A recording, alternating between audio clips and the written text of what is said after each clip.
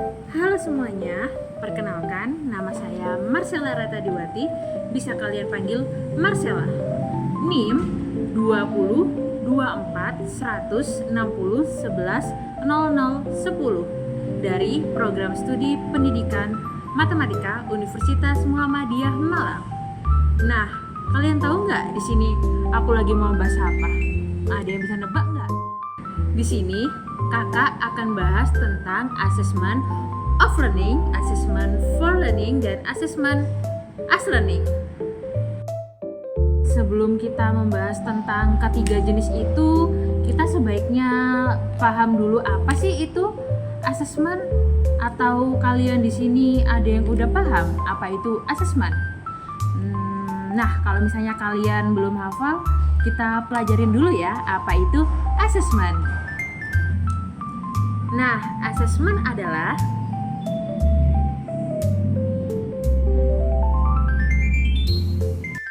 kalian udah tahu kan sekarang apa itu assessment? Sekarang kita pelajari selanjutnya. Nah, untuk yang selanjutnya, apa yang kita bahas? Kalian ada yang tahu nggak? Untuk yang selanjutnya, kita akan bahas tentang jenis assessment. Yang pertama yaitu assessment for learning. Assessment for learning adalah tujuannya untuk misalkan ketika guru memberikan kuis di tengah pembelajaran, hasil kuis tersebut digunakan untuk melihat apakah siswa sudah memahami materi atau belum.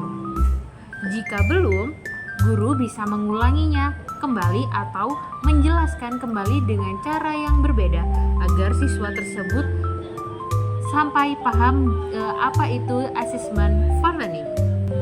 Adapun contoh dari assessment for learning, ada yang tahu nggak apa sih contoh dari assessment for learning? Nah, yang pertama yaitu kuis singkat, yang kedua tanya jawab di kelas, yang ketiga diskusi kelompok, dan yang keempat tugas latihan. Itu adalah contoh dari assessment for learning. Assessment for learning berbeda dengan assessment of learning. Kalian tahu nggak apa sih mereka bedanya? Assessment for learning pada jenis ini, penilaian tidak hanya berfungsi untuk memberikan nilai, tetapi juga sebagai alat untuk memberikan umpan balik. Nah, melalui umpan balik tersebut, siswa dapat mengetahui kesalahan mereka dan memperbaikinya secara langsung. Sementara itu, guru juga dapat menyesuaikan metode pengajaran agar lebih efektif. Demikian, assessment for learning ini sangat membantu dalam meningkatkan kualitas proses pembelajaran. Nah, kalian udah paham kan tentang assessment for learning ini? Untuk selanjutnya, kita akan bahas tentang assessment of learning. Sekarang kita masuk ke materi yang kedua, yaitu assessment of learning. Untuk assessment of learning adalah tujuannya untuk adapun contoh dari assessment of learning adalah yang pertama yaitu nilai ujian semester. Yang kedua, nilai ujian tengah semester. Yang ketiga, tes akhir setelah atau sesudah selesai materi pembelajaran.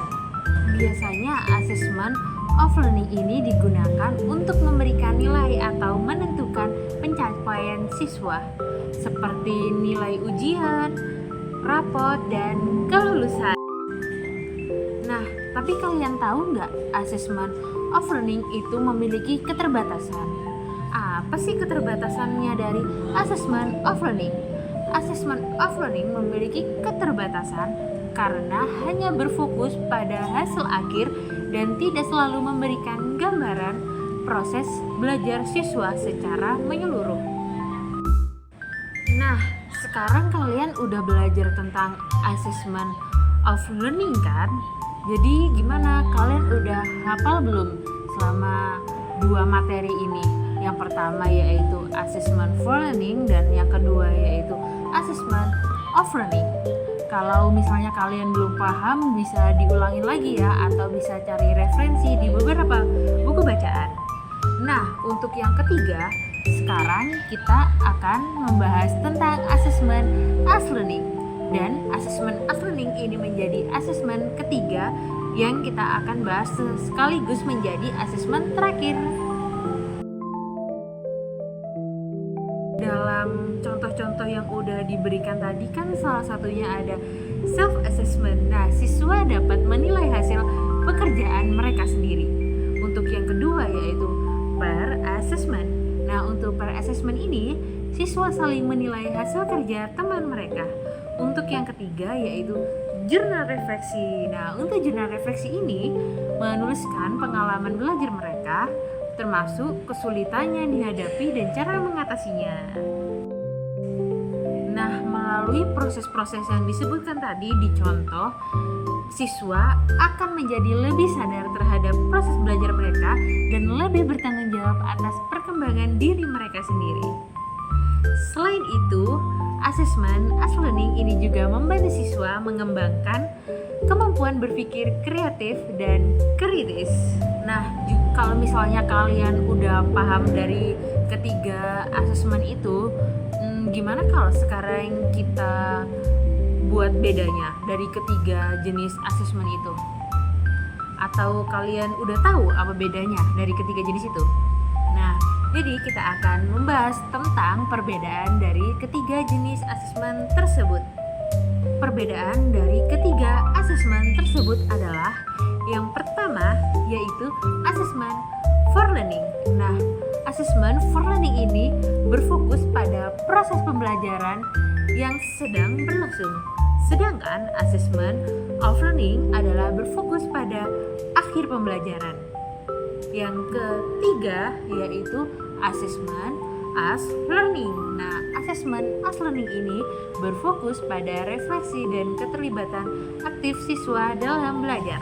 Nah, karena kita udah ada di penghujung video ini, akhir kata assessment bukan hanya tentang nilai, tetapi tentang bagaimana kita bisa belajar dan berkembang menjadi lebih baik. Sekian penjelasan dari saya, semoga video ini bermanfaat dan dapat menambah pemahaman kalian tentang asesmen dalam pembelajaran. Terima kasih atas perhatiannya, sampai jumpa kembali di video selanjutnya.